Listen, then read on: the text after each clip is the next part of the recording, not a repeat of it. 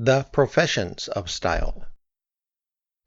It is, of course, not enough merely to make sure that the foundations of your home life are solid. You must then decide what you are going to do in the outer world. Some of my readers may be so old-fashioned that they still have jobs. If this is so, they should make every effort not to take work which involves them only with things. These might be called the making professions. They should aim to find employment that brings them perpetually into contact with people. They will be then able, during every waking working hour, to polish their techniques of self-presentation. Work of this nature can be described as a doing profession, only one step away from the profession of being, to which all true stylists aspire. There was a time when quail traveled by boat from the place of birth to the hotels where their public awaited them. The journey was long and slow, so that restaurateurs might avoid offering their customers a delicacy that had grown old and gray in transit. The birds set out on their travels alive and in early childhood. They were placed in the care of a man whose duty it was, apart from seeing to their general welfare, to feed them in a manner to which nature had accustomed them. Between tournaments of deck quoits, his time was spent taking handfuls of grain into his mouth, chewing them until they were soft, warm, moist pulp, and then disgorging them into the beaks of his little friends. It would be difficult to categorize this profession in any way, but from the viewpoint of this book, it could safely be said that it was a function hard to fulfill with very much style. There are many occupations that could be defined in this way, and stylists ought, if possible, not to undertake any of them. Never do for a living any job in which you cannot add what you are to what you do. It is a mistake to think of style as something that a man puts on like evening clothes only after office hours. He should discover or invent an everyday occupation onto which he can weave his tapestry of his lifestyle. This is less of a problem to young people than to the rest of us. When they have used up the last available grant for the last possible subject, they can go on public assistance and pursue self-realization without financial worries. Older people are often ashamed to do this. They, and such students as desire a higher standard of loafing than the government can offer, must look for some way of combining style with profit. The making professions. There used to be ways of earning a living in connection with which the word style was mentioned a great deal, but in a manner that was misleading. These were the crafts, mere mention of which brings on in some people a fit of nostalgia. They like to think of a young man being apprenticed for years to his elders and betters, then blossoming out on his own, and finally being able to produce artifacts which amaze the layman with their high gloss. All such occupations should be avoided like the plague. They are the making professions. They include manufacture, the visual arts, writing is of course one of these, and all manual labor. When the word style is used in this context, it refers not to the practitioner, but to the thing he creates. Whether he makes a cake or a cabinet or a castle, he is in danger of being upstaged by his creation. Occasionally he may even be made ridiculous by it.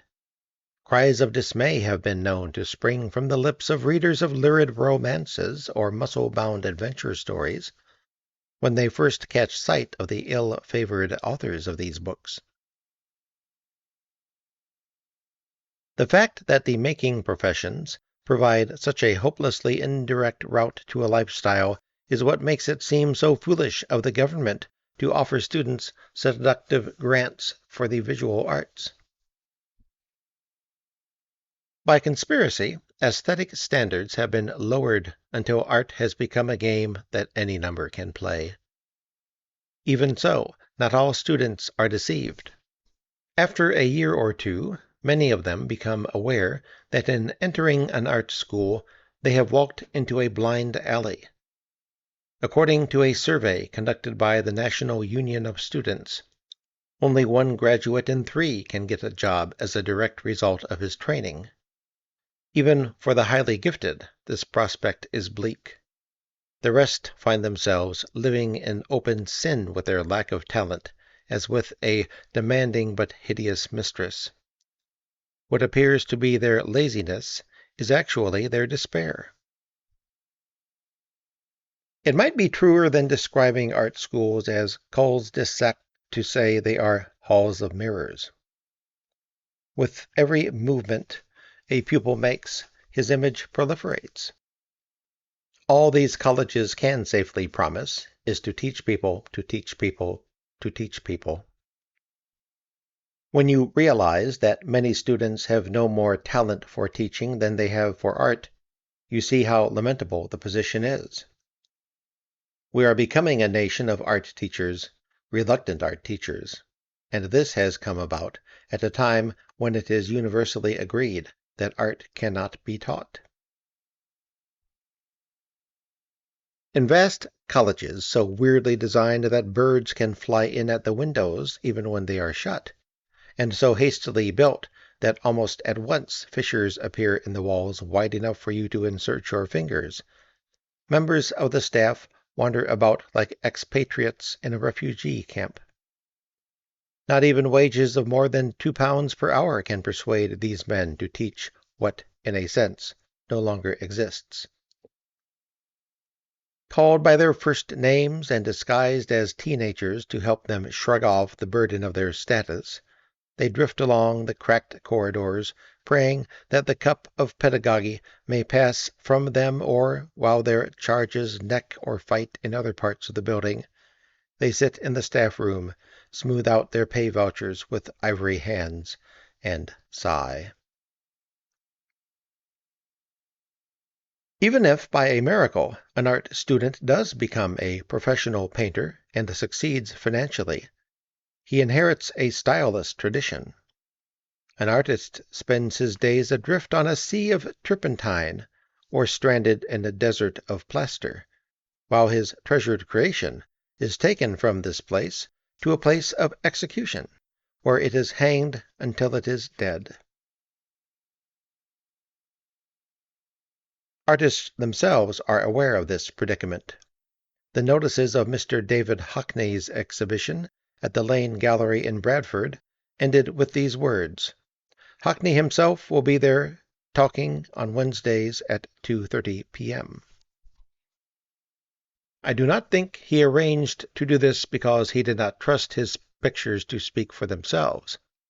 I believe he did it for his own sake, because embracing one's devotees by proxy is unsatisfying.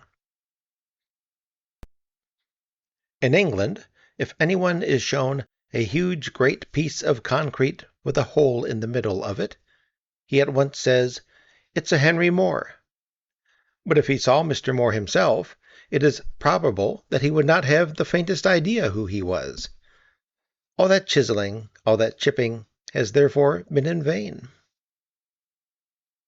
Other artists whose lifestyle overflowed the banks of their art dealt with the problem in other ways. Mr. James McNeill Whistler talked, and not only on Wednesdays. He went into a perpetual double act with Mr. Oscar Wilde, almost every word of which seems miraculously to have been recorded. Mr. Augustus John's lifestyle was an even greater triumph.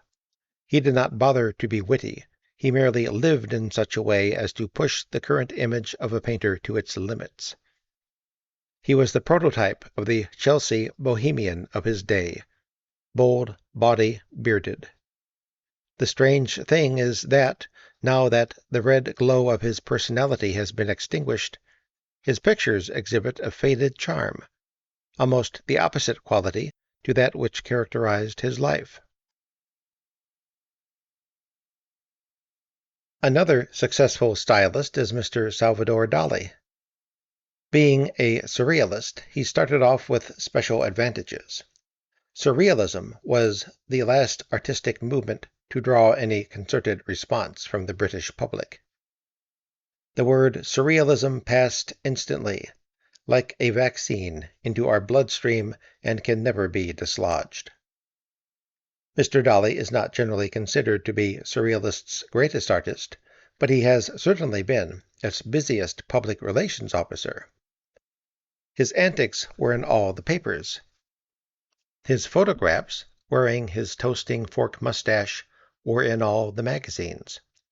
And in case any corner of his personality should remain unlit by the spotlight of publicity, he wrote the story of his life, in which almost everything that other people would regard as frightening or disgusting was described as beautiful.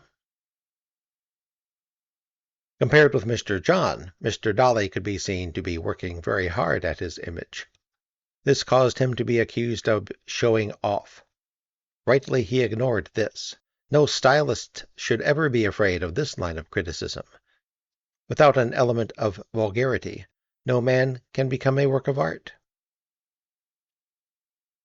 We must not wonder too greatly at manifestations of childish inconsistency in artists. The visual arts are a regression. Naturally, children express themselves in this way. They see such a long time before they speak. But speech, once mastered, is a means of communication so subtle, and more importantly, so social, that to continue to use any other is perverse. To insist in adult life on smearing surfaces with pigment, or an even deadlier giveaway, plunging one's hands into soft clay, can be regarded only as infantilism. If any of the making professions comes under the heading of art, the sticky cliché with which the cracks in it are pasted over is the joy of creation. In art, as in life, there may be a few moments of ecstasy in the act of completion. Don't count on this. But bringing anything to birth is usually a long, painful, and appallingly styleless process. Moreover, it takes you away from people. Those forms of the making professions that can be classed only as crafts are said to be graced by the dignity of labor.